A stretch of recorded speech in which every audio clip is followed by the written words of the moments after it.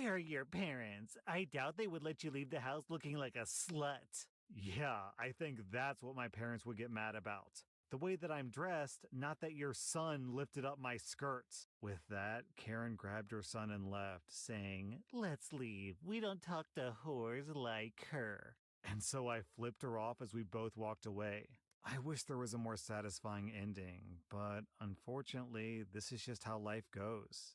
So I was a 10-year-old boy once, as was my little brother, as were my 2 older brothers as well. And not one of us lifted up the skirt of a random woman because boys will be boys. Man, I really hate that phrase because not only does it normalize sexual assault against women, but it also implies that one of the intrinsic qualities of being a male is that we sexually assault people.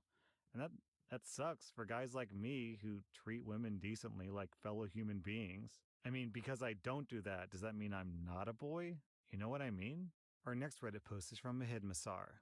This is a true story about my father. I might sound like a bad person talking about my own parents this way, but it's true. I'm no angel. I've had a rough life. And by the way, I'm going to be talking about money. And in my country, $1 equals to about 80 of our dollars. To be honest, I had a rough childhood. The relationship between me and my father was really bad. I'm the second child and I have an older sister. Apparently, my dad wanted another daughter, so he started avoiding me from the day that I was born. Like, he didn't even show up to the hospital that day, so my mom had to go to the hospital alone, give birth to a baby, and come back with his new baby, me. He avoided me so much that whenever my family would go shopping, everyone else would get something from the store. Clothing, candy, anything they wanted. I, on the other hand, would get nothing. If I asked for something, he would slap me in the middle of the road or inside the shop and then throw a loud tantrum, like I asked him to do something illegal or something. Let me come clean here. After a few years, once I turned like 8 or 9 years old, I did start arguing back. I started to push him to the extremes to make him feel like what I felt like. But he would always handle it the same way, by yelling at me and slapping me. Even to this day, I have social anxiety disorder because of the experiences I had. Not only that, he loved throwing away my stuff. When I was young, I liked to collect things. My oldest memory is of me collecting shells from the beach. He would throw away all of my shells, saying that they were worthless. I started collecting stamps, and he used all of my stamps to send letters to his friends. I collected coins and he threw them in the toilet. I also collected real fossils. He waited until I filled an entire bucket of amber and other kinds of fossils and sent it off to get verified by an archaeological department. They verified the fossils and told me they'd be worth thousands of dollars if I sold them. Days later, my father took all of my fossils and threw them away because, and I quote, "Carrying bones inside the house will bring demons inside." At that point, I just gave up on fighting him. I was around 13 to 15 years old at the time. I thought that if I could just endure a few more years, I could get my own life with my own rules. When the time came for me to go to college, he wouldn't let me choose my favorite course. I was forced to go into IT. I just agreed and lived in a hostel. He went abroad for work after that. I thought that I could finally live my life after that. But still, he wouldn't let go of me that easily. He gave out his phone number to everyone in my college, my roommates, classmates, professors, etc., and he would look into me every day. If I didn't respond the way he wanted me to, he would send my sister, the family favorite, to get my mobile phone and make me realize what it's like to be lonely. After 4 hard years of school and 1 year of training, I got a nice job in a company. In January this year, I got my first paycheck. I wanted to have a lot of fun with it, like having good food in a nice restaurant with my friends, going out hiking, etc. And that's when my father showed up again after all these years, but this time he was actually nice to me. He would have food ready for me whenever I got to the table, the water heater would be on hours before I go to the bathroom for a bath, stuff like that.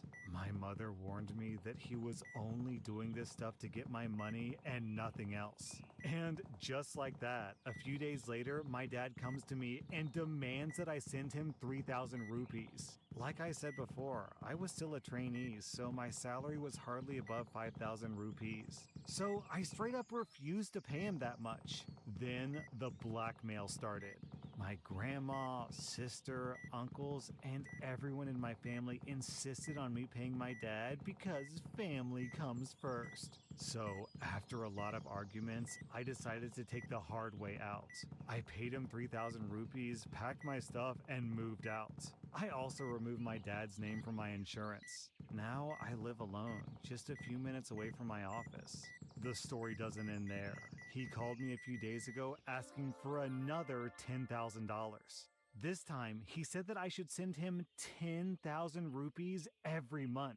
To put that into perspective, I make around 25,000 rupees a month. The room I live in costs 14.5 thousand rupees a month in rent. Also, there's internet, food, tax, and other essentials I have to take care of. So I decided to just ignore him. I've made up my mind. I'm not paying him a penny after this. Even if that money means that it would save his life, I'll let him die. If the money is for his funeral, I'm gonna let his body rot out in the open. Like I said, I'm not an angel. I've suffered in life, but that doesn't mean that I'm going to help my oppressors and be a good hero. Everyone should own up and pay for what they're worth. So, yes, my money is mine. I'm saving the rest of my money up for my future wife, marriage, and kids. OP, I feel like I can see the abuse that you've suffered shining through in this post because you keep blaming yourself, saying that you're not a good person, that you've made mistakes and you've done bad things in life. It's like, okay, sure, everyone's made mistakes, but just because you've made mistakes doesn't mean that what happened to you was okay. Your father literally straight up abused you from the day that you were born. Try to stay strong, OP. If you completely cut him out of your life will be so much happier. This podcast is supported by Anchor FM. If you've ever thought about starting your own podcast, then check out Anchor FM. Anchor FM is a free podcast platform that allows you to record and edit your podcast right from your phone or computer. I really can't recommend these guys enough. This is the podcast platform that I personally use. Once you set up your podcast, Anchor FM will automatically distribute it to all other platforms like Spotify, Apple Podcasts, and others. It's super easy, super streamlined, and you can start making money immediately. Download the free Anchor app or go to anchor.fm to get started. This episode is brought to you by the United Club Infinite Card. The United Club Infinite Card goes above and beyond to reward your travels. Get the card today and enjoy 100,000 bonus miles and upgraded benefits like earning double miles on dining and quadruple miles on United purchases. Plus, receive 2 free check bags on every United flight. Apply today and enjoy the travel rewards that elevate the way you travel. Tap the banner, click on this episode's page, or visit UnitedClubCard.com to learn more. Our next Reddit post is from Earn Brew Dependent. I'm so glad to have found this subreddit because I have a legit crazy neighbor with boundary issues. I'm a 29-year-old woman who doesn't have any kids, but my younger sister, who's 16, has been living with me for about 10 years. We have a trampoline in our back garden from when she was younger. The neighbor to the left of me has 4 kids, and she moved in a year ago. 2 weeks ago, Glasgow started getting really good weather, so the kids have been out playing constantly, which isn't an issue. The neighbor asked if I could let their kids use the trampoline one day, so I was like, sure, but only for a bit because I have friends coming over for some drinks. 7 p.m. comes, and I asked them to go home because my 5 friends have shown up, and we're gonna be drinking. Cue the kids crying. They leave my garden upset, but hey, that's not my issue. They've been using my trampoline for like 3 hours at this point. Their mom pops her head out of her bedroom window and asks if they can stay in my garden longer. No, I'm not your babysitter. She's annoyed, but she drops it. Last week, I came home from shopping, and to my surprise, I find all 4 of the kids in the garden, plus their younger cousin. I ask them to leave, and I tell them they can't just come into my garden without me there, and they didn't even ask. They refuse to leave, so I shout up at their mom and tell them to get them out of their garden. She says, let them play for a bit. You don't even use it. Okay, but still, it's not your garden. Eventually, we get into an argument and they leave, but she's pissed off, shouting, saying that I'm being a Karen and I should let them play. I tell her not to ask again because the answer will be no. This happened again the very next day. All 4 kids, plus their cousin, waited until I moved my car from the driveway and then went straight to my garden. So this morning, I put a lock on my trampoline. Just a small one on the mesh safety enclosure to stop them from opening it up, because I'm super petty. Plus, it's Saturday, my day off, so I want to just relax at home. But nope. The neighbor decides that at 9 a.m. this morning, her kids are being fired straight out of their house with breakfast bars and a bottle of water, and they head straight for my garden. I can hear them from my window, so I look out and tell them to leave. By the time I get downstairs, their mom has descended from her house and is trying to climb the fence between our gardens, shouting about how I used to let them use it, and she's gonna call the police for hitting her kids. Great, you do that. I'll be sure to show them the Ring camera footage, which coincidentally also has footage of your husband picking the lock open so your brats can use my trampoline. So, long story short, the entitled mother sent her kids into my garden repeatedly even after being told not to. She called the cops on me for harassment and hitting her kids, but she ended up getting her own husband arrested for theft, housebreaking, and criminal damage. Suck it, loser. And then OP posted an update. I decided that it's not worth the hassle, so 10 minutes ago I took a knife and I slashed the trampoline. My brother is coming on Tuesday to help me dismantle it, and we're gonna take it to the local recycle center. Our next Reddit post is from Ice Cream Pickles. I'm a 27-year-old guy, and my grandfather on my father's side was a rather wealthy man, but the thing is, he never flaunted it. The only thing that he spent a lot of money on was his farm that he bought 2 years before I was born. My grandfather bought some land and built a farm on it. Now, I call it a farm because he called it that, but really, it was more of a sanctuary. My grandfather would take in retired farm animals, racehorses, and abused farm animals who were seized from other farms. He would also take any animals that people wanted to forfeit or sell him. He loved this farm. He literally gave a name and personality to all of his animals. I love that farm as well because I spent most of my summers and weekends working on the farm to earn a little cash. I became very close with my grandfather. Having lost my father when I was 5, my grandfather became the father figure in my life. With my father gone when my grandfather passed away, he left everything to me. The farm, his money, everything. I was happy, and I had every intention of keeping the farm going. My grandfather loved these animals, and I know that he would want that. The issue here is my mother and half-sister. I have a half-sister, Ella, who's 30, who was from a relationship my mother had before she met my dad. From the time Ella was old enough to get a credit card, she started living insanely out of her means. We're talking designer clothes, luxury trips, expensive items, etc. Her husband was no different. He took out multiple loans that he never paid back. 10 years of spending has left my sister and her husband in an incredible amount of debt. It's honestly amazing to me. I'm not sure how the hell they spent that much money. Their debt has come back to hit them.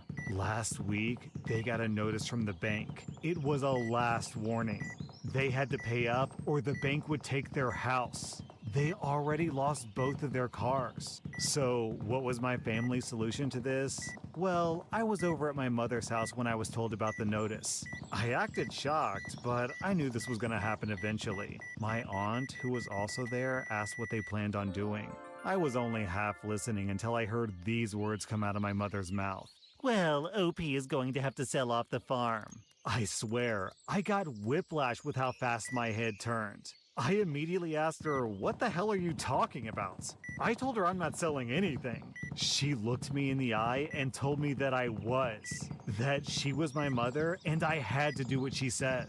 I repeated, no, I'm not gonna do that. The farm belongs to me and she had no say in this. She started yelling about how I had to help my sister out because we're family and I can't just leave her homeless. I told my mother that my sister's bad decisions weren't my mess to clean up. Then I left. I've been getting angry calls from my mother, my sister, and my brother-in-law for a week now. Yeah, OP, I don't see why this is your problem. If your mother is so concerned about your sister, then why doesn't she bail them out? That was r/entitled parents. And if you like this content, be sure to follow my podcast because I put out new Reddit podcast episodes every single day. Welcome to r/Am I the Butthole, where OP leaves his own child with an abuser. Today's episode is sponsored by Honey. I don't know about you, but I do literally 100% of my shopping online. Because of COVID, I pretty much have to shop online because, yeah, I don't want to catch COVID and die. But on top of that, I read stories for a living, so I can't afford to sound like this for 3 weeks straight. Don't you hate it when you get to checkout and you don't have a code to put in that little promo code box? With Honey, you never have to leave that box empty. Honey is a free shopping tool that scours the internet for promo codes and automatically applies them to your cart. For example, I buy a lot of audio equipment and I just saved $15 on a microphone with Honey at checkout. If you don't already have Honey, you could be straight up missing out. It's literally free and installs in a few seconds. And by getting it, you'll be doing yourself a solid and supporting this podcast. I'd never recommend something that I don't use. Get Honey for free at joinhoney.com/r/. That's joinhoney.com/r/. Am I the butthole for taking my child to her mom's home and leaving her there? I'm a 40-year-old guy and I have full custody of my daughter, who's 12. Her mom only has once-a-month visitations. Recently, my daughter has been acting up and insisting on living with her mom because she thinks that I'm a bad dad. I knew that she couldn't live with her mom because her mom is a terrible mom.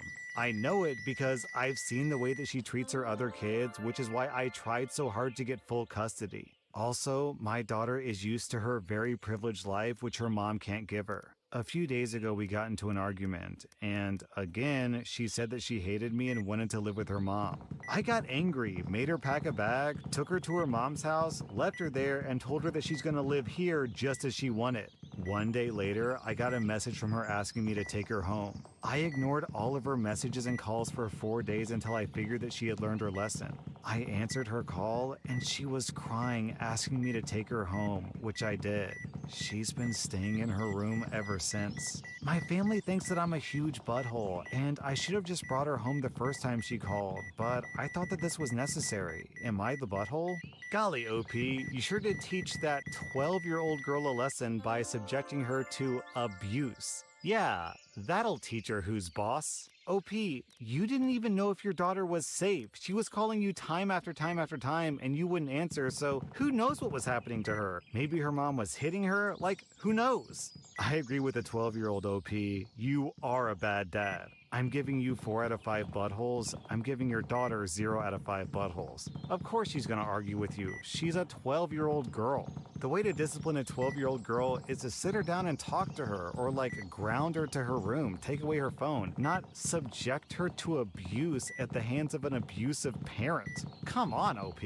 Am I the butthole for telling my husband that I won't be cooking for him anymore because of the comment that he made? My husband doesn't know how to cook.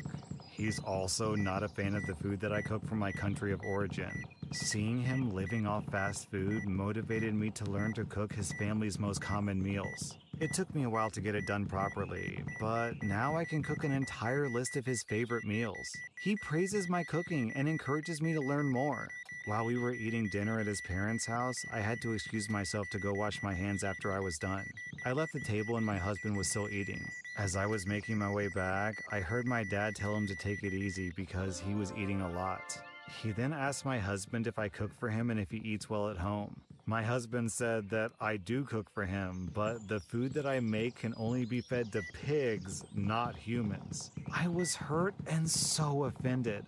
I showed up in front of him and told him that I will no longer be cooking for him after that comment. He was turning in his seat as I walked right past him, grabbed my purse, and headed home. He got back later saying that it wasn't like that, and even if it was, then I should be happy that he still eats my food when it's still not perfect yet. He said that he was trying to protect my feelings, and I hurt him when I said that I won't cook anymore. OP, I don't understand the problem at all. If he thinks that your food is inedible, then he should be happy that he doesn't have to eat it anymore, right? OP, you get 0 out of 5 buttholes. Your husband gets 2 out of 5 buttholes. Am I the butthole for telling my dad the real reason why I don't want to go on vacation with him and his family and potentially ruining his marriage? I'm a 17-year-old guy. When I was around 9, my dad, who's 39, started seeing a friend of my mom's and cheated on my mom. They married, and they now have 3 kids together. My dad asked for custody, and he was granted to have me on the weekends. He seemed happy to have me and always tried to include me in everything, but it was kind of weird and frustrating. He even tried to make me call his wife Mom, and he went after full custody several times. Since being with his wife and making me accept his new family was more important than spending actual time with me alone, I stopped going to his house when I was 14. He tried to fight for full custody after my mom started dating my stepdad, who's a nice guy, but I told him to stop. The other reason why I stopped visiting him, which I never told my dad about, is because his wife was so hostile towards me. My dad used to pay attention to me when I was there, and I think she didn't like that. So one day she told me behind my dad's back that I was an obstacle to my dad's happiness, and I should just stay with my mom full time. Their anniversary was 5 days ago, and I didn't want to go, but he called my mom to threaten that if I didn't go, he would take us to court. He took his 4 kids, including me, his wife, his parents, and his parents-in-law to celebrate at a nice restaurant. Once there, he said that he had 6 tickets for vacation. I didn't say anything, but then he looked at me and said that 1 is for me, and I said, "Thanks, but I'm not going." He seemed angry and said, "Okay, I've had enough. Why don't you want to go?" I said, "Just because," but then he asked me the same question like 5 more times. So on the 6th time I said, "Because I hate your wife." Then he started asking me why over and over again, so I ended up telling him the mean things that she said to me. He seemed uncomfortable, but told us to finish our meal, and no one talked for the rest of the night. And after we finished, I asked my stepdad to pick me up. I haven't spoken to my dad since. He just sent me a message asking me if I changed my mind about the trip, but I said no. My cousin told me that my dad is staying at my grandparents' house now. His wife texted me yesterday calling me a brat and asking if I was happy for potentially destroying my half-sibling's home life, but I just ignored her. My cousin says that my kids are hurt and crying because my dad isn't at home. And she says that I should have just said other things or agree and then tell him later that I wasn't going. Oh my fucking God, OP. This woman cheats with your dad and destroys your home life. But when you expose to her husband that she's a toxic woman, suddenly it's a big deal that you're destroying her kid's home life? What an absolute hypocrite. I can do a mean thing to you, but the second you do that exact same thing to me, suddenly it's a big deal. Suddenly it's unforgivable. Nah, it doesn't work that way. She gets 5 out of 5 buttholes. Your dad also gets 5 out of 5 buttholes. Partially for cheating on your mom, but also, I'm gonna be honest, I completely don't believe that he's unaware that his wife hates you. OP, you and your mom get 0 out of 5 buttholes. Don't let her get to you, OP. If anything, she destroyed her marriage, not you. This podcast is supported by Anchor FM. If you've ever thought about starting your own podcast, then check out Anchor FM. Anchor FM is a free podcast platform that allows you to record and edit your podcast right from your phone or computer. I really can't recommend these guys enough. This is the podcast platform that I personally use. Once you set up your podcast, Anchor FM will automatically distribute it to all other platforms like Spotify, Apple Podcasts, and others. It's super easy, super streamlined, and you can start making money immediately. Download the free Anchor app or go to anchor.fm to get started. This episode is brought to you by Found. Did you know up to 70% of your body weight is predetermined by your biology? Genetics, metabolism, and even your hormones can affect weight loss. Meet Found, the first weight loss solution to address your unique biology and improve your lifestyle. With a full team of doctors, clinicians, and coaches, you'll design a personalized weight care plan around your body's needs, not against it. Take their health assessment to get started at joinfound.com/Spotify. Am I the butthole for not waking my husband up for his 5 a.m. walk? So for the past month, my husband, who's 39, has been waking up at 5 a.m. every night to have a walk. These walks would take about 2 hours. I should mention this is a new habit. He's not trying to lose weight. He's pretty thin. He's not athletic by nature, nor does he have any sports interests or hobbies. In fact, he hates doing any type of sports. I'm happy for him since overall it's a positive thing. But yesterday he came home in the evening after working for long hours, then stayed up late playing with his phone. I went to bed at 10. I woke up to him yelling at me at 7 a.m., asking me why I didn't wake him up for his 5 a.m. walk. He said that he missed it and I'm responsible for that. I was so confused and said, first of all, he always wakes up by setting his alarm. Why should I be expected to wake him up this time? He yelled that he forgot to set his alarm. I said, so what? It's no big deal. It's not like he missed an important meeting or something, but he got more angry. And he said those walks help improve his health, restore his energy, and help him feel better. I made a comment about how missing one walk won't hurt, but he unloaded on me, yelling about how I was trying to prevent him from doing his hobby for some unknown reason. I told him he was sorely mistaken, even though I admit those daily 5 a.m. walks around the Veterans Park are weird, but also his reaction is really over the top. He stormed off and went to go shower, saying that I ruined his entire day. When he got out, he avoided and ignored me, even when I talked to him directly. He went to work and refused to respond to my calls. Really? I'm at a loss. Like, maybe it was something I said about his walks, but I really don't know. He's sulking nonstop, and I'm literally about to lose my mind. Am I the butthole? So you were supposed to magically know that he didn't set an alarm and then take on the responsibility? Okay. You know what? I don't even care. I don't want to talk about how this guy's hypocritical and selfish. What I really want to know about is why is this guy so pressed that he missed his 5 a.m. walk? If I were you, OP, tomorrow when it's 5 a.m., I would wake up a little bit after him, follow him, and figure out what's really going on those 5 a.m. walks. I mean, hey, maybe the guy's really just walking around for 2 hours, but a 2-hour walk is a pretty long walk. Are you sure that he's not, I don't know, walking over to a neighbor's house? Are you sure he's not, I don't know, walking over to his dealer? Something's fishy here, OP. In any event, I'm giving you 0 out of 5 buttholes. I'm giving your husband's weird behavior 2 out of 5 buttholes. Am I the butthole for still going to my dental appointment after my husband tried to get me to reschedule? I'm a 34-year-old woman, and I was having a horrible toothache. I had taken medication to ease the pain, but it was bad. Like, you need to go to the dentist level of bad. I scheduled an appointment and was told to come yesterday. My husband's best friend, Terry, got into an accident and had injured his knee. He had been staying with us for several weeks. My husband looks after him since Terry lives alone and needs assistance. I welcomed him into our home, but I found myself cleaning up after him, bringing him his medication, and also cooking for him. And if I take too long to get something done, he'd call my husband and basically tell on me, which makes my husband mad at me. My husband says that it's temporary, and also since I'm home 24/7 and he's working, then I should help care for his friend. It's become quite overwhelming because now I can't leave the house if my husband isn't there with his friend. Like I stated previously about the dental appointment, I told my husband the night before and he pitched a hissy fit saying that I can't leave Terry home alone.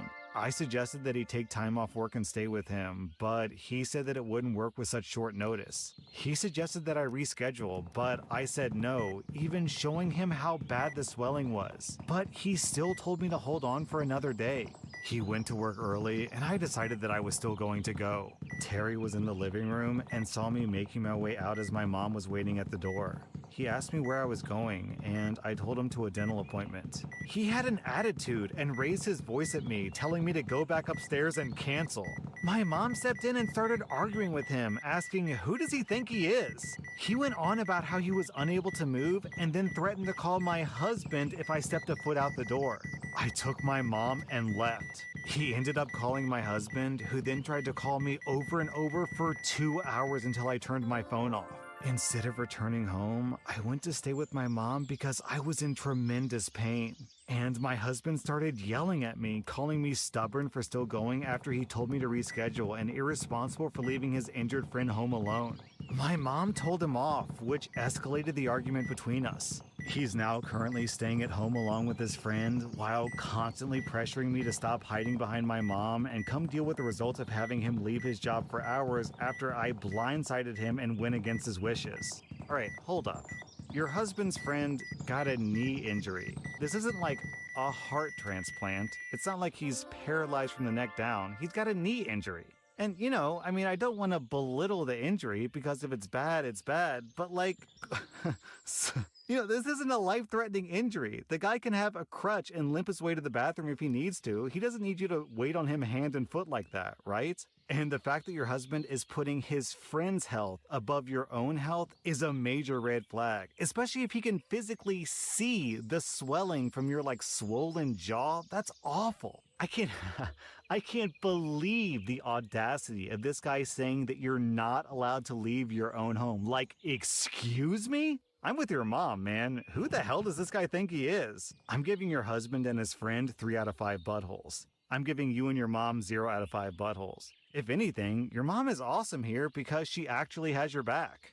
Am I the butthole for being livid at my now husband? I'm a 33-year-old woman, and I got married to my 30-year-old husband last week. I'd been super chill throughout the whole wedding planning and during the actual event, because I know that stuff happens, and if anything goes wrong or not exactly how we wanted, it's not that big of a deal, and it may even make the wedding more memorable for the guests. The one thing that I told my husband that I didn't want to happen was I didn't want him smashing cake in my face. I had a suspicion that he would find it funny to do it, so during the planning, I flat out told him not to do it.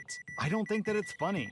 I don't want to mess up my makeup that took hours to apply, and I don't want cake on my expensive wedding dress. I told him I would be livid if he did it, and he promised that he wouldn't. Well, come the cake cutting time, what did he do? He smashed the cake in my face. I got it on my dress and messed up my makeup, just like I knew that it would.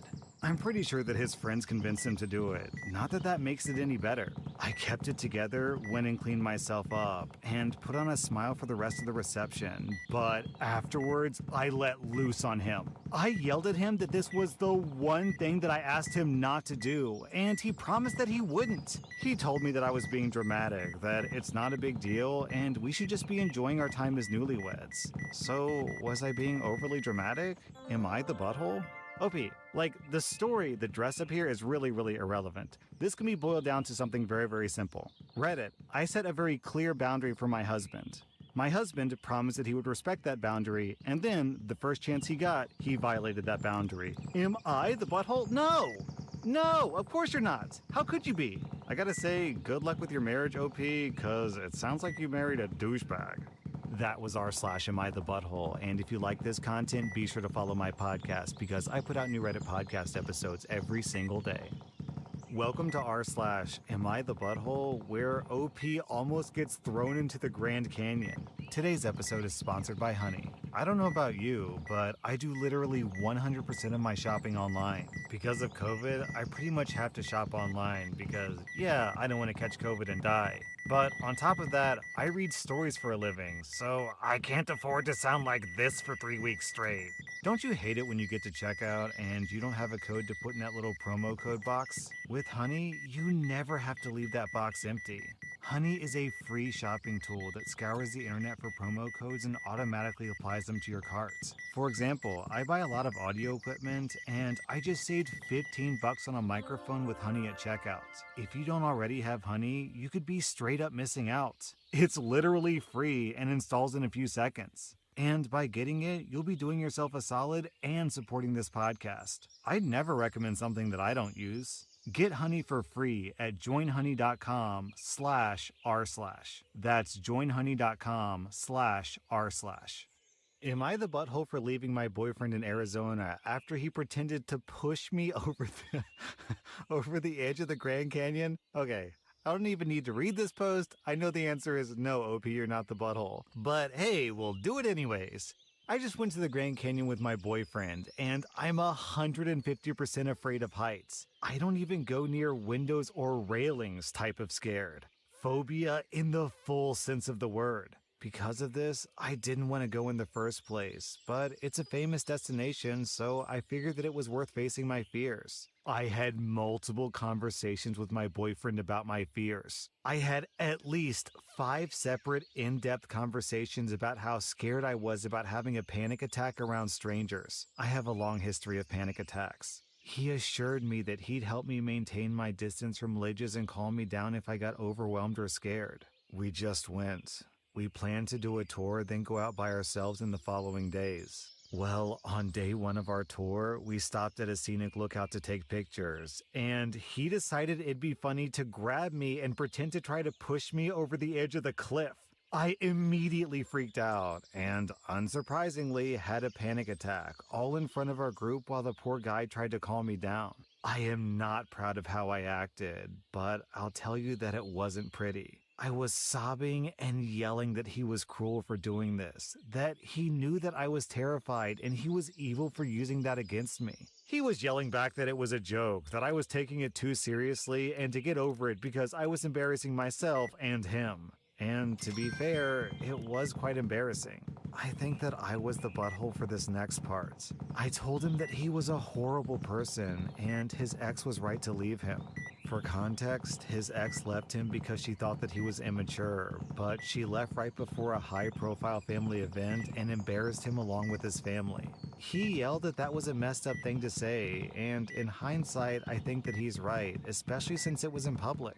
The tour guide separated us and took me back into their office, and I have no idea what he did after that. He wasn't in our hotel when I got my stuff, and I got a flight to my parents' state, and I've been staying here while I figure out if this relationship is still alive. We live together and work for the same company, so if this is over, my life is gonna get very messy. The thing is, we have a ton of mutual friends, and I have half of them texting and calling me saying that I'm overreacting and being a psycho B-word. Besides my 3 closest friends, I haven't told anyone anything, but because they all know him too, everyone has heard some version of events and they're making it seem like I'm leading a PR campaign against him. I don't have social media and I haven't said anything to anyone besides my best friends. They're particularly mad that I left him in Arizona. I don't think that what I did was worth all the hate that I'm getting. I left him the rental car in the hotel room and I took an Uber to the airport. I paid for everything myself, including our hotel room, and I left a note in the room telling him that I was going to my parents. I feel like people don't understand, but there are so many people saying the same thing that I'm starting to question myself. So, am I the butthole? Alright, OP, I just looked it up, and on average, 12 people die every year at the Grand Canyon. A lot of the times, obviously, from tripping and falling in. There's also crashes, heat stroke, and suicide. But yeah, the Grand Canyon is a giant effing cliff. If you're not careful, you absolutely can and will fall in. But let's put aside the possible attempted murder for a second. He probably wasn't actually going to kill you. I mean, he could have, but let's just assume that he wasn't. At the core issue here, you set a clear boundary, and not only did he promise to uphold it, but he specifically said that he would support you if you became nervous. Then he did the exact opposite, and you had a panic attack. So I really don't know how you can possibly salvage this relationship because this guy violated your trust in a really core fundamental level. He exploited quite possibly your most vulnerable weakness. And if you can't trust your life partner to safeguard your biggest weakness, then who can you trust? OP, you get 0 out of 5 buttholes. I give him 3 out of 5 buttholes. Unless you truly were actually in physical danger, depending on how close you were, in which case I give him the full 5 out of 5 buttholes. Am I the butthole for telling my brother that his looks aren't the reason that women run from him? I'm a 22-year-old guy, and I have 3 older siblings. Diana, who's 43, Sebastian, who's 37, and Jake, who's 32. I was the unexpected baby, so I'm closer to Jake because he's younger than Diana or Sebastian. Now, Jake has always been interested in sports. He's been training since he was 14, and he went pro in college. So even at 32, he looks like a young Schwarzenegger, and I took after him because he was the only sibling at home who I was actively watching. I mean, I was young and I was desperate for interaction with my siblings, so I did a lot of needy things. I took baking classes with Diana, I watched every stupid Star Wars movie so I could talk to Sebastian, and I worked out so much that I looked like The Rock at 18 for Jake. I'm not that needy anymore, and I never really formed a close relationship with Sebastian. He claims the reason why people, mostly women, reject him are because of his looks. I mean, he's okay, a little bald and a little overweight, but also very grumpy and noisy. He thinks that Jake and I are stupid just because of how we look.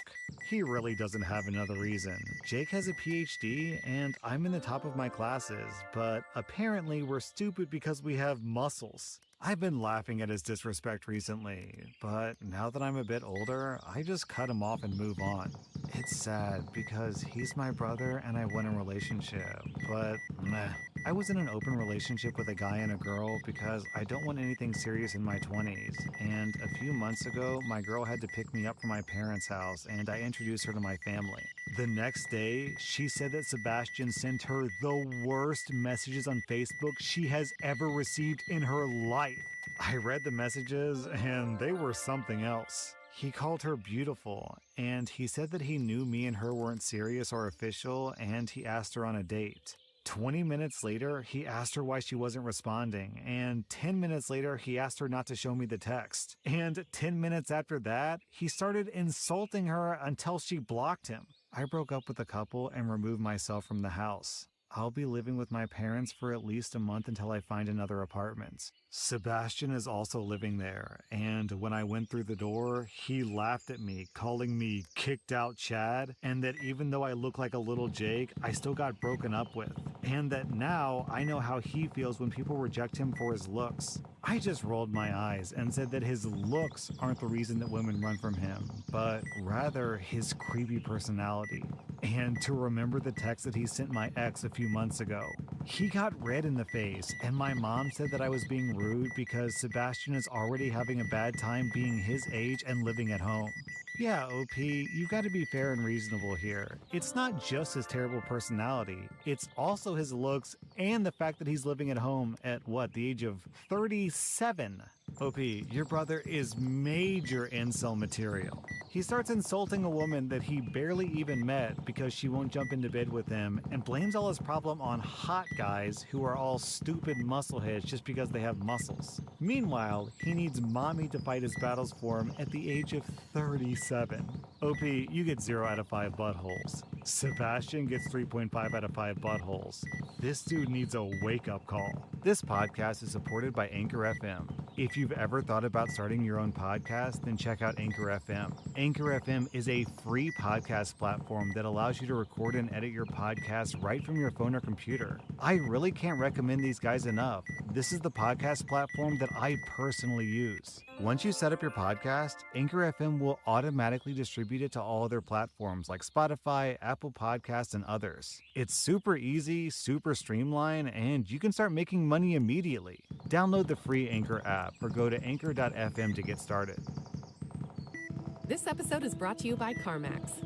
Shopping for a car can be kind of a big deal, but at CarMax, you can shop and buy on your own terms, online, in-store, or any combination of the two. And you even have 30 days to be sure you love your car, or you get your money back. So shop with confidence and find your perfect fit at CarMax. Tap the banner, click on this episode's page, or visit CarMax.com to learn more. 1,500-mile limit on 30-day money-back guarantee. See CarMax.com for details. Am I the butthole for refusing to get rid of my 2 dogs for my husband's allergic love child?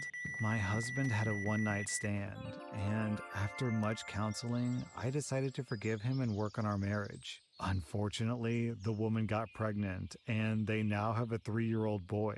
I have 2 5-year-old French bulldogs. My husband and I also have 2 kids, a 14-year-old girl and a 9-year-old boy. I was fully prepared to welcome my husband's child into my home with open arms and be the best stepmother I could possibly be, because the child is innocent and he's the little brother of my 2 children. My husband has visitation every other weekend. Unfortunately, this child is highly allergic to dogs, and his mother is demanding that we get rid of the dogs.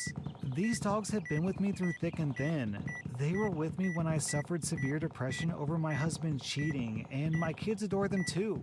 I absolutely refuse to get rid of these dogs. I told my husband that he can either do visitation at a hotel, get a second apartment for him and his son, or we can build an in-law suite at his expense above the garage, but I told him my only stipulations are that this comes out of his pocket.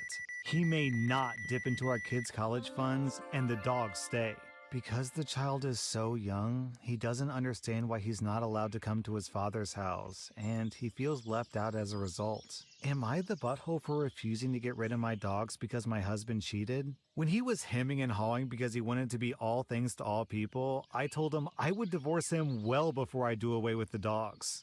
Down in the comments, I'm going to read this reply from Chaos and Puppies. Keep the dogs. Get rid of the husband, not the butthole. It's wild that the woman who had an affair with your husband thinks that she gets to dictate to you what animals you can have in your own home. I agree 100% OP. You get 0 out of 5 buttholes. Your husband gets 4.5 out of 5 buttholes, and the mistress gets 3.5 out of 5 buttholes. Am I the butthole for serving my husband's family mac and cheese for dinner? I'm American and my husband is Asian.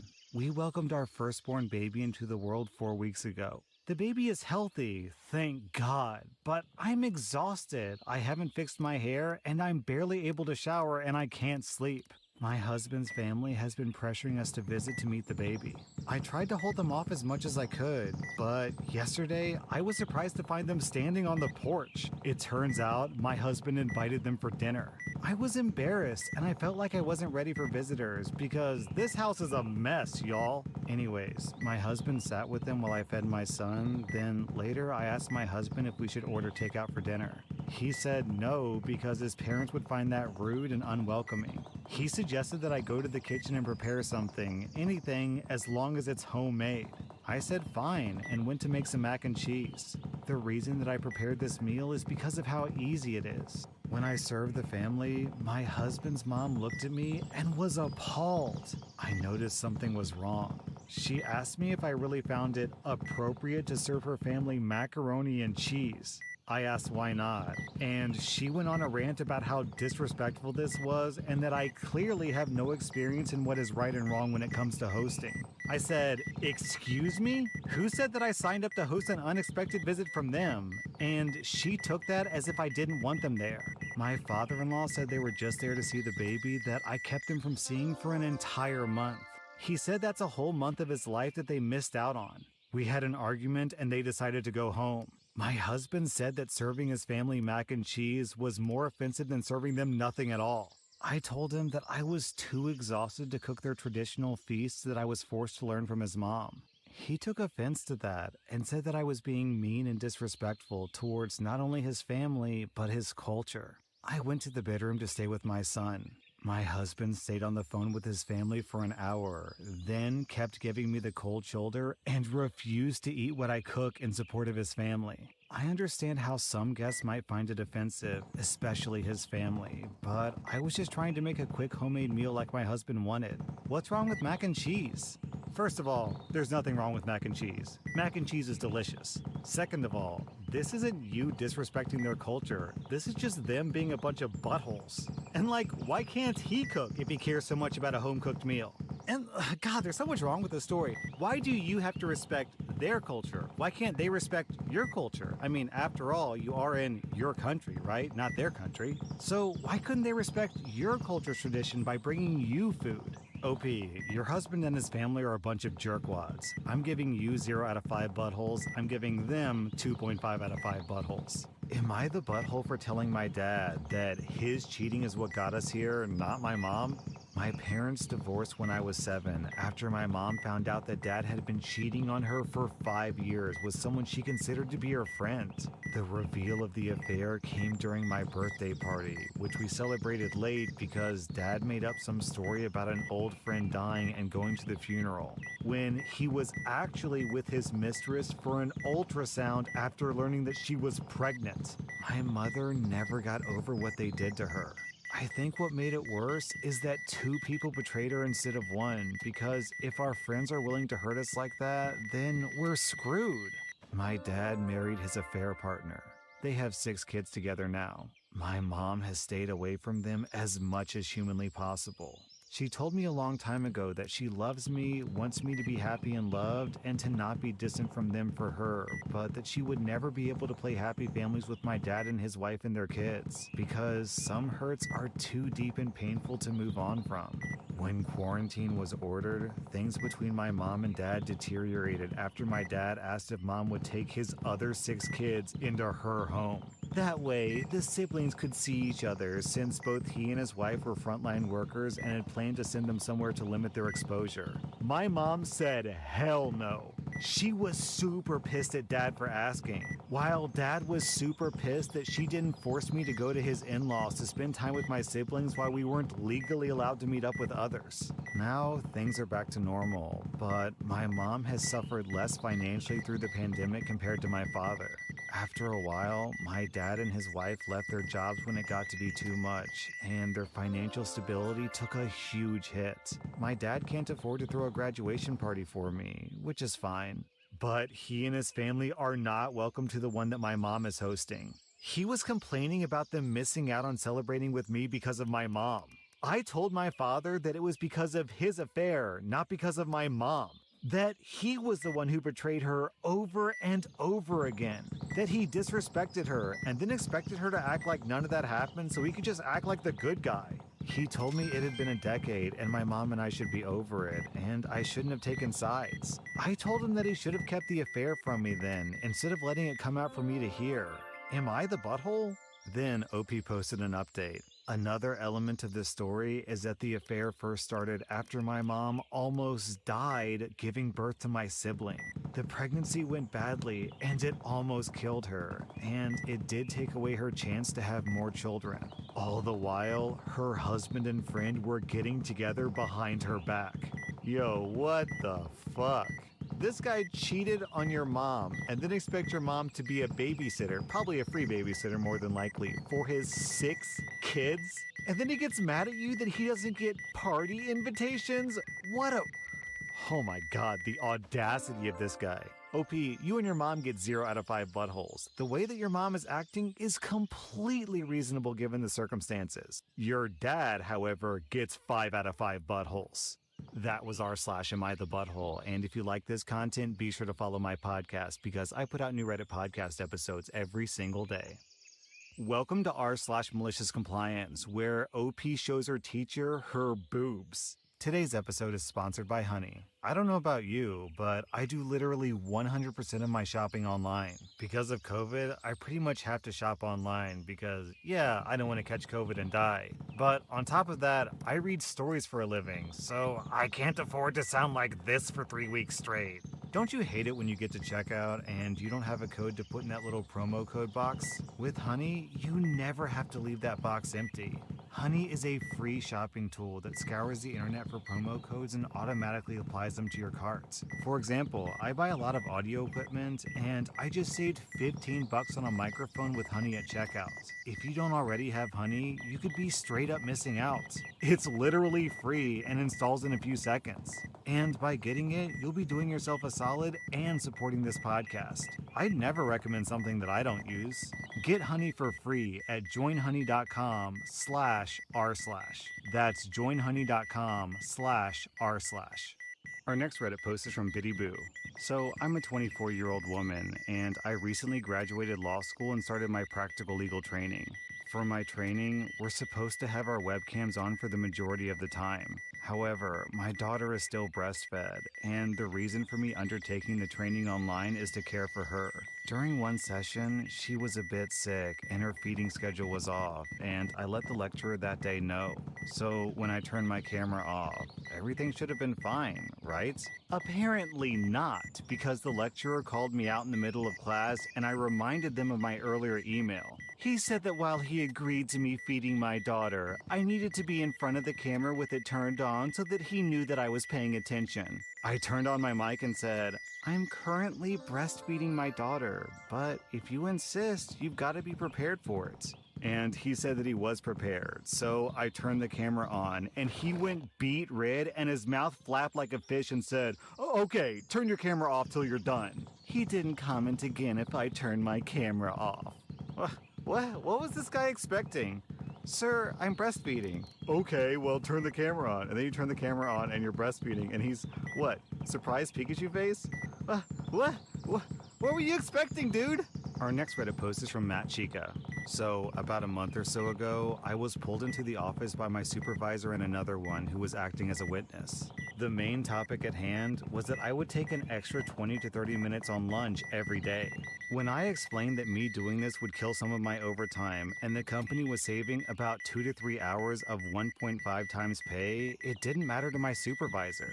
He said that I need to be more punctual because he needs me on the floor. Okay, that's understandable. I followed up with, well, does that mean that since I show up on time every day, I get to go home on time every day? He did not like that question, since he just got through telling us at the beginning of the night how everything needs to be done before we leave.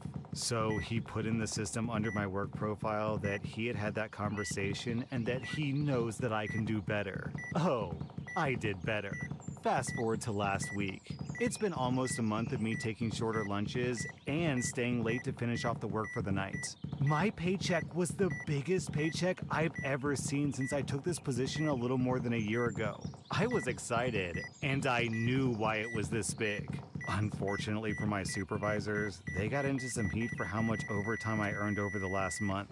Needless to say, they told us that we can't get any more overtime and that we can only work what our schedules tell us. My other supervisor said, "Y'all can take a longer lunch to help cut down on overtime." I jumped in immediately and stated that I would not be taking longer lunches because I was formally sat down for a conversation regarding that exact matter. I straight up refused to do it, and the supervisor who talked to me about it just stared at me. Man, it felt super awesome to say that to them, and for them to realize that I was doing them a favor this whole time. I actually got sent home early today because I've already accrued a day's worth of overtime. Down in the comments, we have this story from I'm a Pikachu. This sounds like what happened to me in retail. My supervisor said, "Oh no, it's looking like we aren't going to be able to finish this area before the end of the shift. Can you stay late to help?" "Sure, but you know that I'm full-time and that'll put me in overtime, right?" Yeah, it's fine. We really need this done, so please stay over to help." They let me keep my overtime pay before, usually around holidays when they were desperate for help, so I agreed, thinking that I would get a nice paycheck. 2 days later, my supervisor pulls me aside and says, "Hey, so you know how you got 1 hour of overtime, right? Well, we need you to lose that by the end of the day. And we can't let you leave early because we need you until the end of the shift. So, can you just take a long lunch instead?" You want me to sit in the break room for 2 hours instead of just letting me leave early? And you said that I could keep the overtime. That's why I agreed to stay. The store manager unfortunately didn't approve it, so we need you to lose it today. Taking a long lunch is perfect. That way you're still in the building if we need you.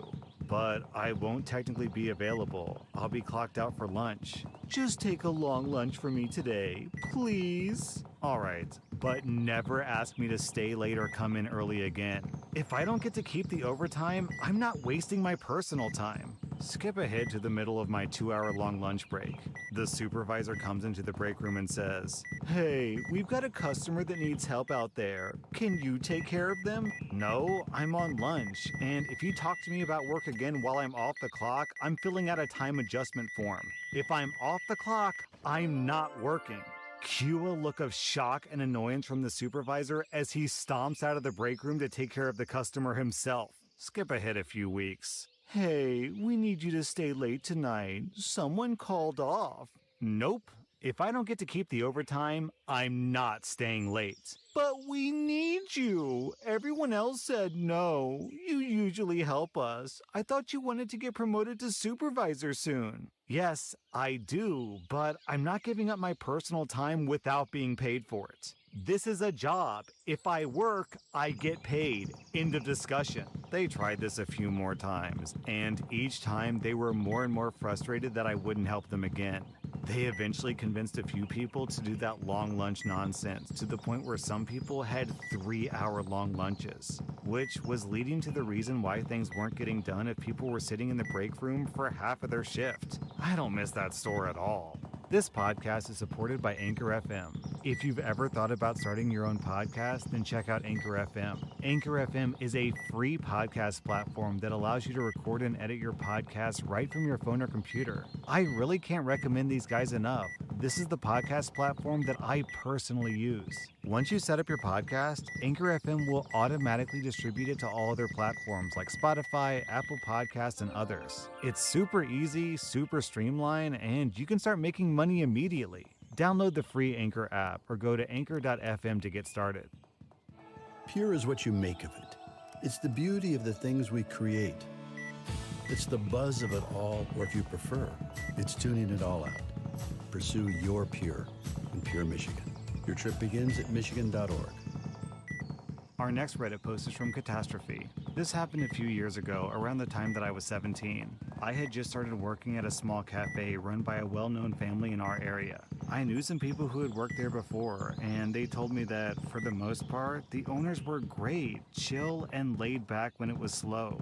And normally, they weren't bad about breathing down employees' necks. Their oldest daughter, however, who also helped run everything, was very peculiar. We'll call her Karen. I'm officially diagnosed with a hearing deficiency. Not enough to be considered deaf, but I'm more than just hard of hearing, so I wear hearing aids. My first day before we opened, my coworkers asked me if they could do anything else to help me out, and we eventually started talking about the hearing aids in general. While talking about it, I mentioned they had Bluetooth, so I could play music through them. Not that I would, but that I could. Karen had been in the same room at the time and said, "You can't wear those. We have a no earbud policy." Then she tapped the policy paper posted to the wall.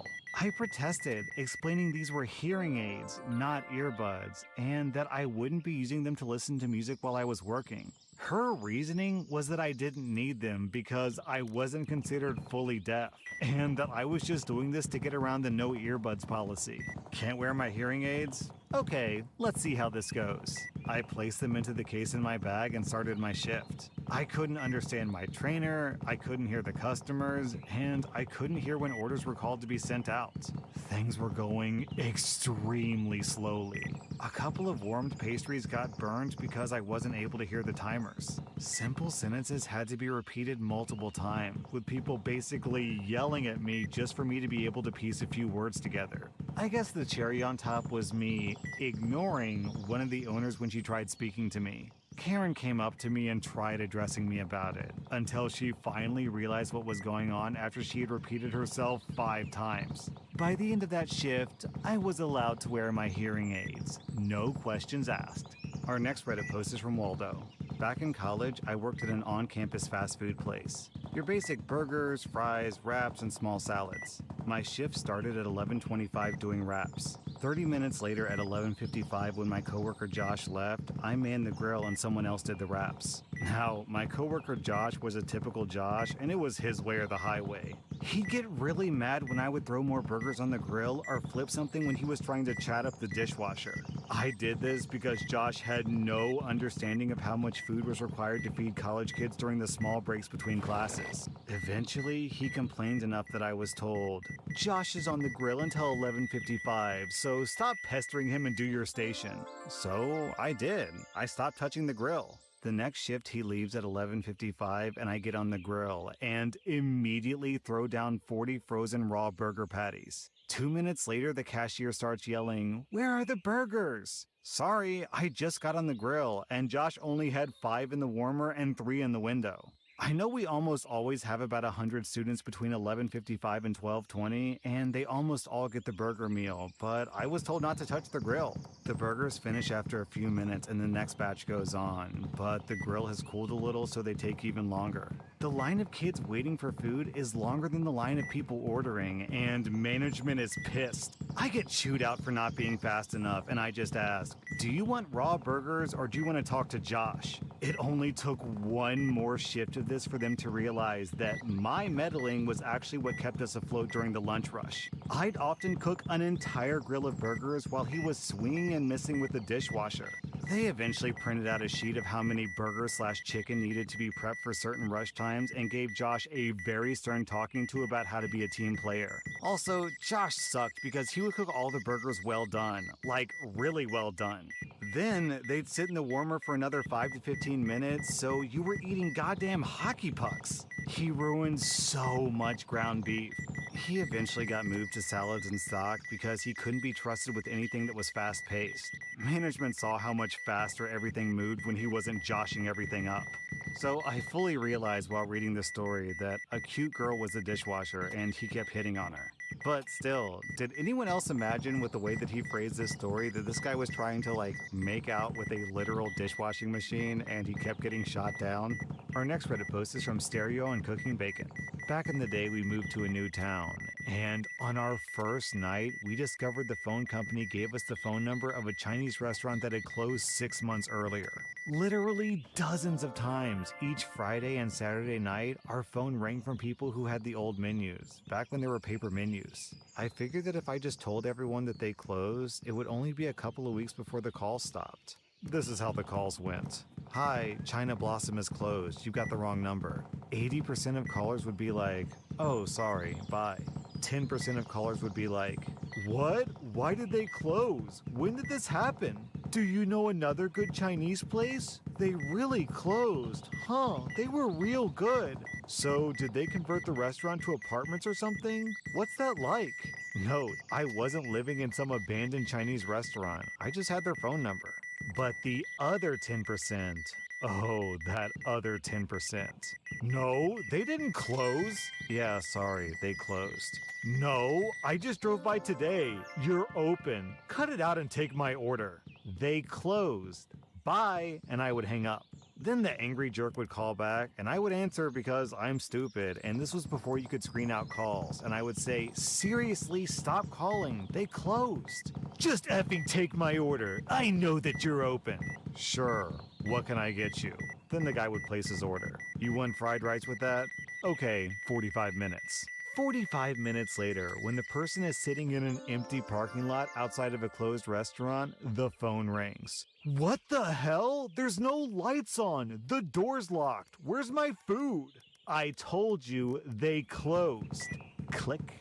Down in the comments, we have a similar story from Kiwi Jeeves. This reminds me of a time when someone called my free phone business number thinking that it was the Pizza Hut.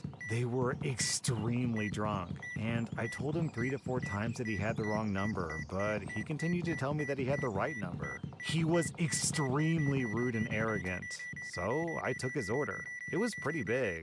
15-odd pizzas, multiple different toppings, and a bunch of sides, all ordered for halftime of a rugby match. I could hear the guys party in the background, and I kind of felt sorry for his guests, until he rang me back an hour later to complain that his pizzas never arrived. I told him again that I wasn't Pizza Hut, but he just wouldn't listen. I took his complaint, and he vowed to never use Pizza Hut again. That was an oddly satisfying Friday night.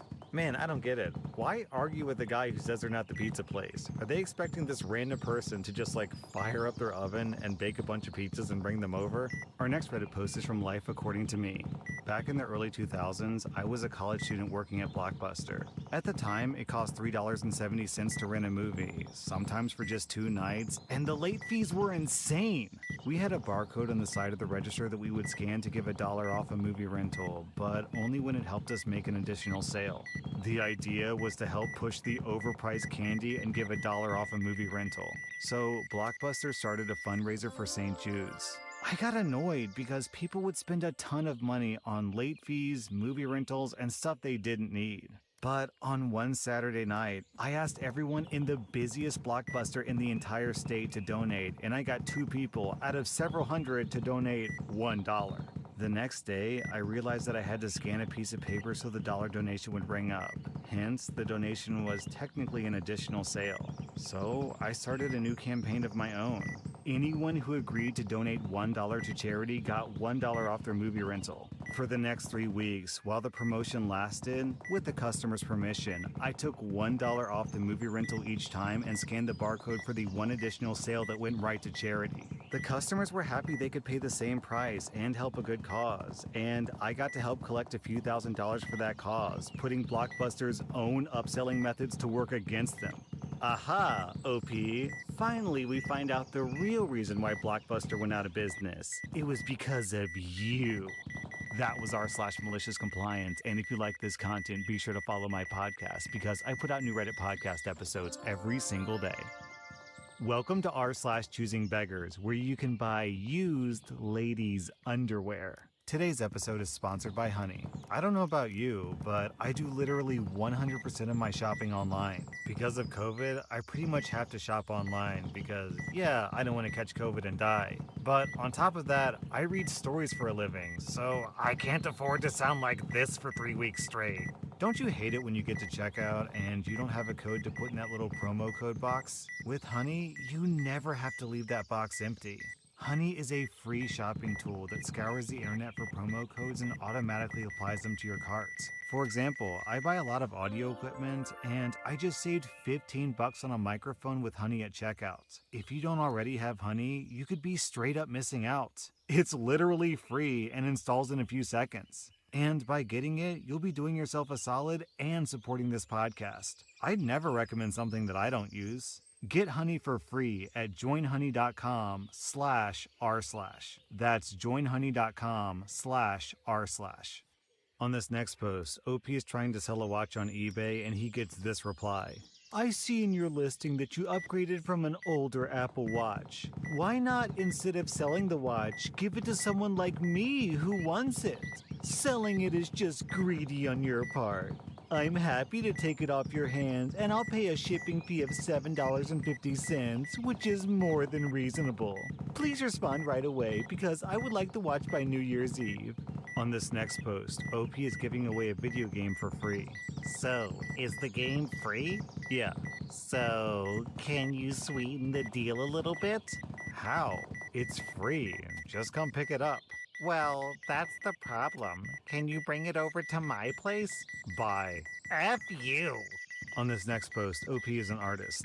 Hi, so regarding that job posting, what exactly do you mean? I don't know, maybe you could draw an awesome logo, but totally for free. I don't do commissions for free. Oh, no, it's not like that. It's an honor for you to be allowed to draw for me. I'm sorry, but I've literally never heard of your brand. Right? If it's such an honor, why does this guy have to beg other people to work for him? Wouldn't people be begging him to work? Not a happy customer here. I bought a 5-pack of underwear at Warehouse West City for a friend. We thought that we had the right size, but it turns out the lady needed the next size up. So we took them back to Warehouse West City hoping for an exchange since we had the original receipt or a refund. The warehouse refused to do either. Basically, their attitude was tough cookies. I get that there are health and safety concerns, but it's not like all the underwear were tried on, only the first pair. You can sell the remaining 4 and still get some money for it. $12 isn't a huge amount, but it's the principle of the matter. I don't like being ripped off. If that's your policy, then you need to have it posted somewhere that it can be seen so customers don't get caught out. And down in the comments of this Facebook post, this choosing beggar is getting absolutely blasted. Personally, I'm very, very glad that the undies I buy from the warehouse haven't been worn by someone else. As for transparent policy, it's always been clearly stated. So you expect the company to take a loss on a product and sell it for cheaper because you made a mistake and got the wrong size? How entitled. It states on the receipt that they can't be returned or exchanged, and most stores have signs up in the department for the fitting rooms. It's not just the warehouse, it's any store that sells underwear. It's on you to make sure you get the right size, not the company to take a loss because you didn't. You know, I'm trying to imagine a world where people could exchange underwear, and it's like, hello, I'd like to buy some underwear. Do you have any underwear back there that doesn't have any crabs on it? Or even worse, if women are constantly returning underwear to the store, then every store would have a group of like underwear sniffers who are just hanging around being like, excuse me, ma'am, are you done with those underwear?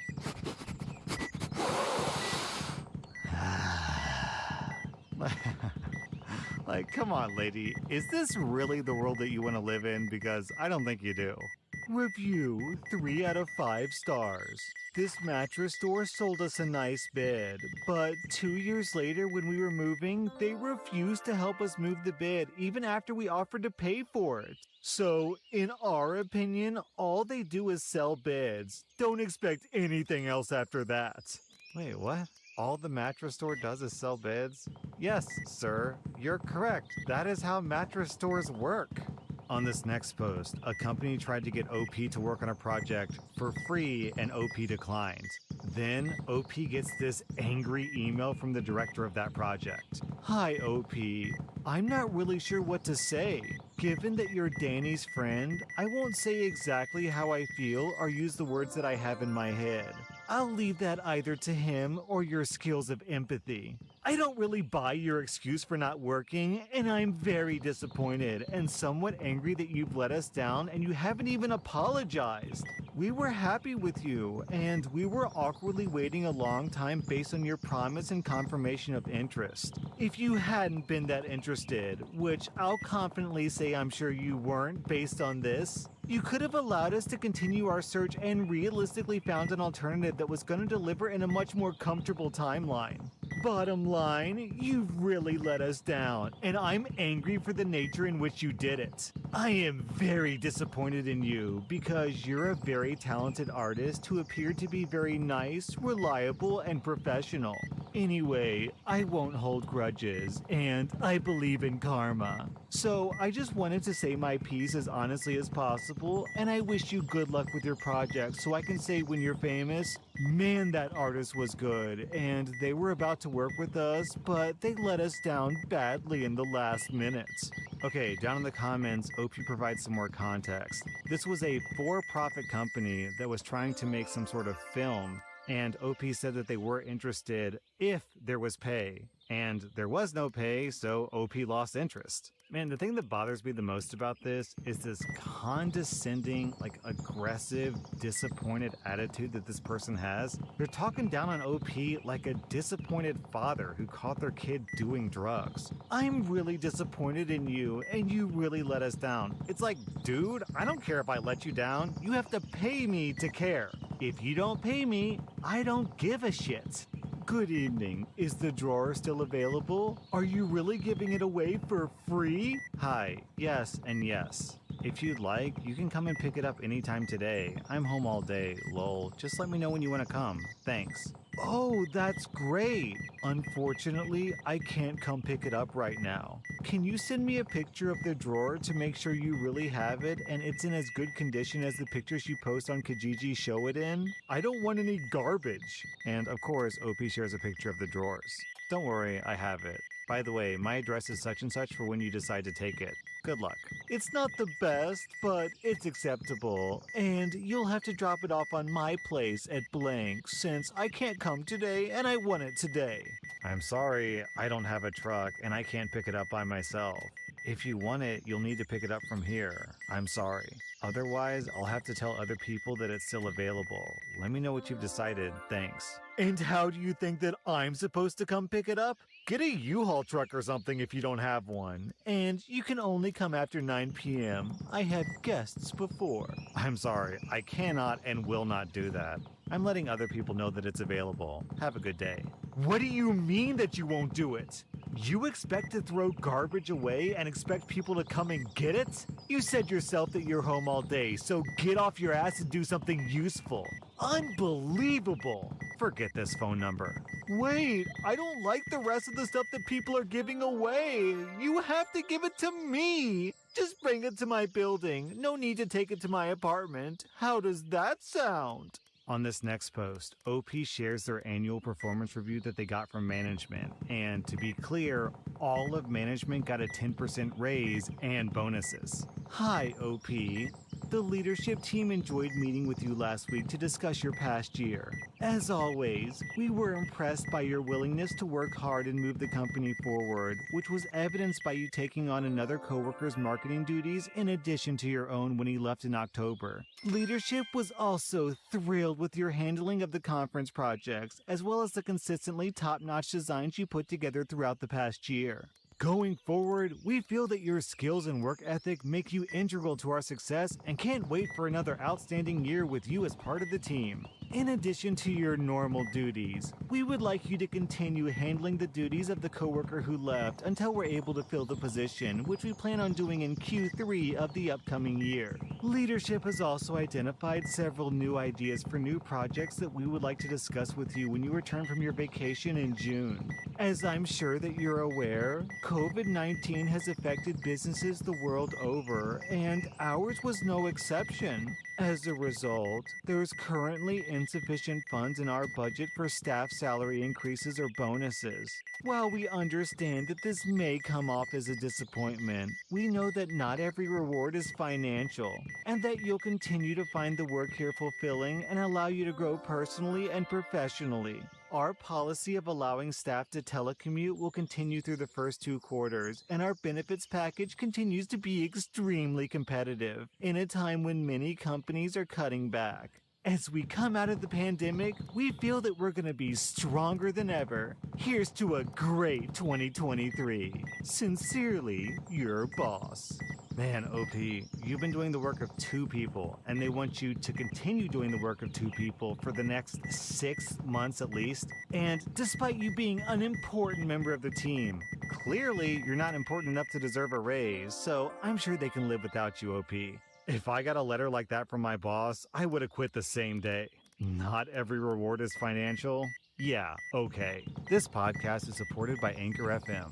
If you've ever thought about starting your own podcast, then check out Anchor FM. Anchor FM is a free podcast platform that allows you to record and edit your podcast right from your phone or computer. I really can't recommend these guys enough. This is the podcast platform that I personally use. Once you set up your podcast, Anchor FM will automatically distribute it to all other platforms like Spotify, Apple Podcasts, and others. It's super easy, super streamlined, and you can start making money immediately. Download the free Anchor app or go to anchor.fm to get started. This episode is brought to you by True Classic. If you think a shirt, one that makes your arms look good and flatters your abs, or that dad bod belly, is too good to be true, you'd be wrong. True Classic is the store for men's apparel. They have everyday basics, outerwear, loungewear, and underwear, all with the same quality you get from other premium brands, but at a way better price. Go to trueclassic.com today and use the promo code CLASSIC for 25% off. Tap the banner or visit this episode's page to learn more. Our next Reddit post is from my 3D net. This is going to be a very wild ride. In my 5 years as a freelancer, I have never experienced such a level of audacity. A few weeks ago, I had a client on one of the biggest freelancer platforms. Instead of contacting me in advance for a briefing, he ordered directly. His order description already raised some red flags because he sent along videos of his competitors and titled them shitty. That's not normally how a serious businessman works. This was, of course, some entrepreneur who wants to conquer the world of metaverse with his innovative ideas. His company works with credit cards and payment transactions. Read on to find out what this guy is all about, and then imagine that he takes care of your credit card and customer support. I have many gigs that are already going well and have super good ratings. However, this was my first customer of a new gig that I put a lot of effort into. But despite the red flags, I wanted to do my best and get a good review in to get my gig rolling. I sent him a script with all the details as well as the voiceover, and he confirmed everything. So I spent about half a week working on an animated explainer video for his business. I delivered a piece of work that I was proud of, and what was also later described by the freelancer platform's customer support as very high quality after they looked at the case. The client, however, contacted me the very next day and was not pleased. He insulted the work, not maliciously, but very unprofessionally, and didn't seem satisfied at all. At the same time, he managed to not even define what exactly was the problem. He didn't say, "I want you to change such and such at the 38-second mark." Instead, he said, "The graphic looks too old," and "Watch the video and you'll see what doesn't fit." He was apparently looking for a completely different animation style, which I don't offer. He also claimed that my portfolio looked much more professional than what he got, which was simply a lie. The red flags were now raised to the horizon. Normally, I never, ever, ever offer refunds. I get paid for my work when I've delivered what was agreed upon. But at this point, I would rather cancel the order now instead of having to deal with 2 weeks of nonsense revisions and an unfriendly client who can't even say exactly what it is that he doesn't like, only to still end up with a bad review in the end. So I offered him a refund, and I pointed out that after cancellation, he, of course, has no rights to the script, visuals, sound, or music. This was customized content and licensed content from Envato, whose license is only valid after successful project completion and payment as stated on my page. Wordlessly, he accepted my refund and got his money back. Fast forward a week. I frequently check the websites and channels of canceled projects to make sure they don't use my work after all. Of course, this guy uploaded my video and was now using it commercially to promote his company. Was I being unclear? I immediately wrote to him and explained that he was using the video illegally. What was he thinking? That he would get his money back and still get to keep and use my work? That's when he completely lost his mind. He started spamming me that he will not accept such false accusations. After all, he paid for the first version of the video, but since I was so lazy and decided to give him the money back, that wasn't his problem, so he still has the rights to use it. I explained to him with screenshots of the terms of service, our chat history, and logical arguments that this makes absolutely no sense, and that he's violating the terms of use of multiple platforms. At this point, I'd already reported this to customer service as well as Envato and filed a DMCA strike against the YouTube video that he uploaded. He went totally mental and said that he would sue me for any loss of his business because of it. And he'll let anybody on the internet know how bad my customer service is. You're gonna sue me for the unlawful use of a video that you don't own the rights to? I told him I was looking forward to it, and I would like to see the lawyer that would take this case. I told him I was ending the conversation and taking further action from here, and after that, I blocked him. YouTube actually responded very quickly. Within 2 hours, the video was deleted. Suddenly, I received a new order. It was him, of course, who tried to be a bit friendlier via a second forbidden account. As a sign of his goodwill, he now wants to buy the license. Let's be professional here. I don't know if he actually knows that he's in the wrong, but my guess is that he was only willing to pay me because he probably realized that I can take down his video. This dude had the audacity to order a gig that wasn't even worth half as much as the original order, while making it look like he was doing me a favor. So now he demanded the license rights for less than half, and in addition, he wants to leave me a super nice and sincere review afterwards, of course. How could I refuse that generous offer? I told him that I don't want to work with him now or in the future, and I contacted the customer support again to cancel the order. He then stated, "Good, so for the legal case, here's the proof. You don't want to solve the problem at all." There is no problem. You got a refund, you don't own the video, I do, and I can't be forced to work with you and accept your money. Goodbye. He went ahead and contacted customer support to tell them his side of the story. He lied about pretty much everything, told them that I canceled the order without his permission, which is technically impossible. Clients have to manually accept a cancellation. They can even decline it. It's literally visible to anybody in the order. Support contacted me and asked me what happened with this guy who seemed to be having a breakdown.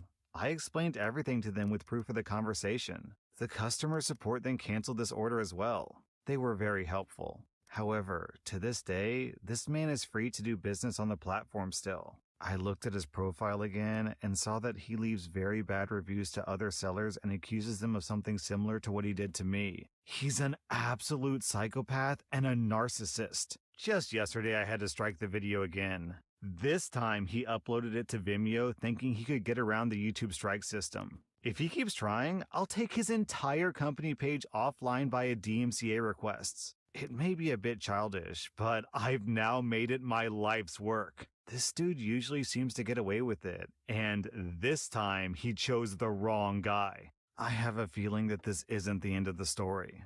Nicely done, OP. Technically, this is r/choosing beggars, but I think we have a little cameo from r/pro revenge here. That was r/choosing beggars, and if you like this content, be sure to follow my podcast because I put out new Reddit podcast episodes every single day. Welcome to r/entitled parents, where an entitled kid throws a birthday cake into another child's face. This podcast is supported by Anchor FM. If you've ever thought about starting your own podcast, then check out Anchor FM. Anchor FM is a free podcast platform that allows you to record and edit your podcast right from your phone or computer. I really can't recommend these guys enough. This is the podcast platform that I personally use. Once you set up your podcast, Anchor FM will automatically distribute it to all other platforms like Spotify, Apple Podcasts, and others. It's super easy, super streamlined, and you can start making money immediately. Download the free Anchor app or go to anchor.fm to get started. Our next Reddit post is from Holden Position. And you might remember that name because I read a story from this guy a couple of weeks ago where basically his parents stole his birthday from him because his little brother always insisted that the party should be about him, and as a result, he never had a birthday party growing up. Well, this post is a similar story about how awful his parents are. For those who read my previous post about how my parents tried to cancel my 14th birthday, they knew very well what my brother was like during birthday parties that weren't his own. And how my parents tried to enable my brother's behavior any way they could just because he's a high-functioning autistic. Well, that rampant spoiling did not go well with people outside the family, like at all. This happened when my brother was around 6 to 7 years old, I think. A neighbor boy down the street was having his birthday party, and my brother got invited because they were sort of friends. My parents dragged me along to this party, even though I would have rathered stay home and play video games. I was bored and just sitting around the entire time, so I got to witness pretty much the entire situation. It started when my brother started picking up gifts off the table and shaking them. The mother of the birthday boy told him to stop, and my parents tried to defend my brother and say that he was harmless. The lady knew what my brother was really like, and he had my parents move him away from the presents. The kids started playing some game. I don't remember what, but I do remember my brother tried to be the center of attention as much as possible. With each game, the birthday boy got the first pick or the first turn on all of them because it was his birthday. However, my brother freaked out because he didn't get to be the first pick. My parents actually asked the birthday boy's mother if my brother could get the first pick or have first turn. The lady not only refused, but told my parents to get my brother under control or we would all be asked to leave.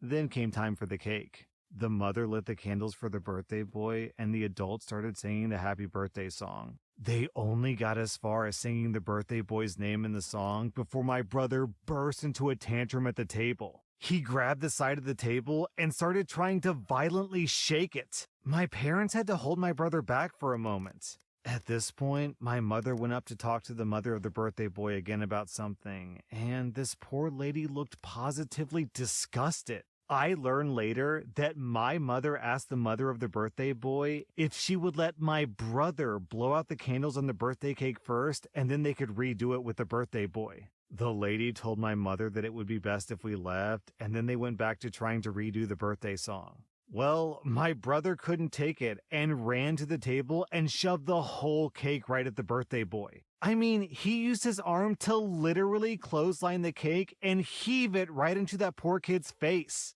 The whole room was silent for a few seconds. Then the birthday boy started crying, and all the adults were mortified, except for my parents. My mother started hugging my brother tightly and acted like a Karen by saying this could have been prevented if they had just let my brother blow out the candles first. The mother of the birthday boy was cleaning up chocolate cake off her son and screamed at my parents to get out. The other kids there started crying because it finally hit them that there was no cake. My mother started dragging my brother out, but he broke free of her and then pushed over the table with all the presents on it. I grabbed him and held him in a headlock until my parents grabbed him. I apologized profusely to the mother of the birthday boy, and I said that I wasn't on my parents' side on this matter. Yeah, that's right. Little 12-year-old me had to apologize for my own parents. My dad yelled at me to get moving or I would walk home, and I said that I would walk home. It was literally a quarter of a mile down the street. I stayed and helped clean up the mess that my brother made. The lady thanked me and said that I was a good egg, but my brother was just rotten. Someone went out to get another cake while the birthday boy had to take a shower because he was covered in cake. All the mess was cleaned up and they redid the birthday song. After the party was over, the mother of the birthday boy wrote something on a piece of paper. It was a handwritten invoice to my parents for the destroyed cake, along with a written threat to call the police because someone with a camera had caught everything go down. I handed the invoice to my parents, and they really didn't look happy when they read it. They gave me the cash and told me to take it back to the lady, so I did. And that was pretty much it. Neither that kid or his family ever associated with my brother or his parents ever again. But the messed up thing is that at another birthday party months later, the exact same situation nearly repeated entirely. My mother asked the parents to let my brother blow out the candles first and gave some BS excuse as to why. They outright refused, and my mother acted like a total Karen. My brother tried to knock down the cake, but this time I was on guard and I intercepted him. We were told to leave, and from this point on, my brother was no longer invited to birthday parties that weren't relatives. And, of course, on my next birthday party that same year when I turned 13, my parents tried to get me to let my brother blow out the candles first. Man, so I get that your brother has trouble understanding that the party's not there for him. Like, I get that, yeah. But what bothers me is the parents trying to come to someone else's party and steal a birthday party from some other child. Like, doesn't that kid deserve his own birthday party? It's so entitled. Honestly, OP, I'm surprised that your parents didn't also ask if they could take one or two of the birthday boy's gifts. This podcast is supported by Anchor FM. If you've ever thought about starting your own podcast, then check out Anchor FM. Anchor FM is a free podcast platform that allows you to record and edit your podcast right from your phone or computer. I really can't recommend these guys enough. This is the podcast platform that I personally use. Once you set up your podcast, Anchor FM will automatically distribute it to all other platforms like Spotify, Apple Podcasts, and others. It's super easy, super streamlined, and you can start making money immediately. Download the free Anchor app or go to anchor.fm to get started. On long summer days, Casper's award-winning mattresses help you catch your best Z's after you catch a few rays. The Casper Original Hybrid Mattress. It's engineered for cool, comfortable sleep. Get a more restful, more soothing summer night's sleep with our Wave Hybrid Mattress. Or upgrade to the Wave Hybrid Snow Mattress. As always, Casper offers free contactless delivery and a risk-free 100-night trial. Discover the Casper difference today at Casper.com and use code Spotify100 for $100 off select mattresses. Exclusions apply. See Casper.com for more details. Our next Reddit post is from Deleted. So I'm a surfing instructor mainly during holidays, and I surf in my free time too. The surf school is based in this little surf shack on the beach. So I wasn't working today at the surf school, but since I do have the next 2 days off, me and my boyfriend plan to go to the beach, do some surfing, and then go camping. Because it was hot out, I opted to wear my wetsuit on my lower half, folded below my waist so it was only covering my legs and butt, and then my bikini top. Some of my coworkers at the school saw me and waved me over, so my boyfriend went ahead while I went to speak with them at the shack. There were only 2 of them in there, and the 3 of us started talking. I kept my surfboard under my arm while I said hi and did some catching up. We talked for a bit, until we were interrupted. An entitled father walked up and said, "If you're not too busy, we're here for a lesson." My friends and I immediately stopped talking, and I looked at them as if to say, "Sorry guys, you're on your own." The entitled dad was somewhere in his 40s with a dad bod and a serious sunburn. The entitled dad had his son with him, who was about 13 or 14 years old, wearing bright green shorts and seemed very embarrassed at his dad's actions. My coworker said, "I'm sorry, sir, can we have your and your son's name, please?" The entitled father, while staring at my boobs, says, "Our names are such and such. And she's not teaching, is she?" I said, "I'm not on duty." The entitled father, while still staring at my boobs, said, "I didn't ask you. I asked these young men." My coworker says, "OP works here, but isn't on duty today."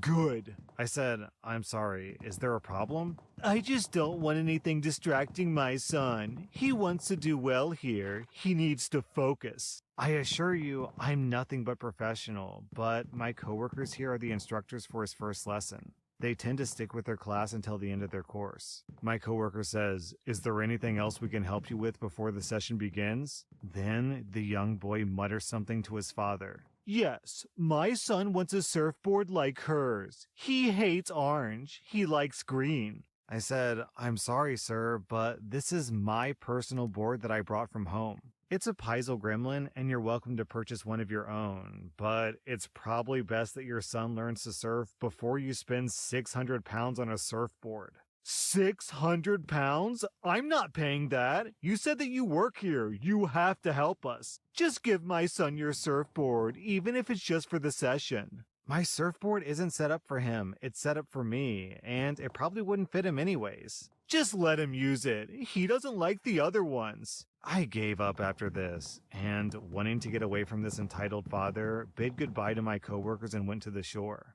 I joined my boyfriend in the water. About 20 minutes go by, and I see the new surfing class, including my 2 coworkers, the entitled kid, and about a dozen other students all head into the water. As classes go, this is pretty big. We try to have 1 tutor for every 5 students, so they've barely got enough staff as it is. The first thing the entitled son does is go really far out, pretty close to where me and my boyfriend are.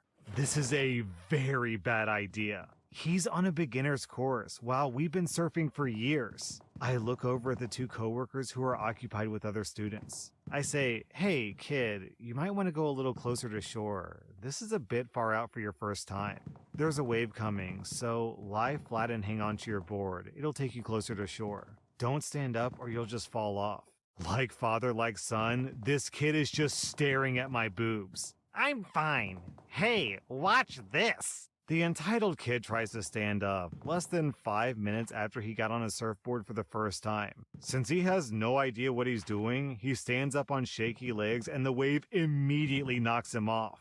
The entitled kid bursts back out of the water and clambers back onto his orange board, which takes him a few attempts because he keeps grabbing it incorrectly so it turns over and hits him, rather than giving him a stable surface to climb back onto. The entitled kid gets back on the board and appears to just sort of give up, kicking his way back to shore less than 5 minutes after he got in the ocean. On the beach, I see his father pissed off, gesturing for his son to get back up, but his son is not having it. "I don't want to do it. It's too hard." Eventually, the entitled kid gets back to the beach and begins a shouting match with the entitled dad.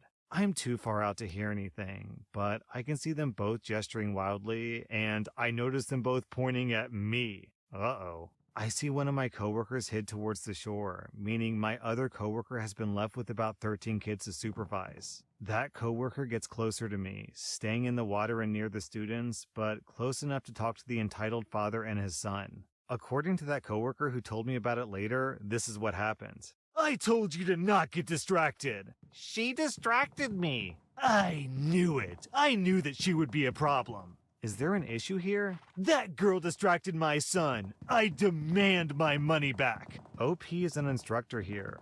I assure you that if she said anything to your son, it was helpful advice. At this point, I arrived in the shallows holding my surfboard under my arm. Is there a problem? "You distracted my son. You're the reason why he fell." "I saw that your son was too far out for a beginner who had only been practicing for 5 minutes, so I told him to go back. I told him to lie flat and use the wave to get back, and I told him not to stand up." "You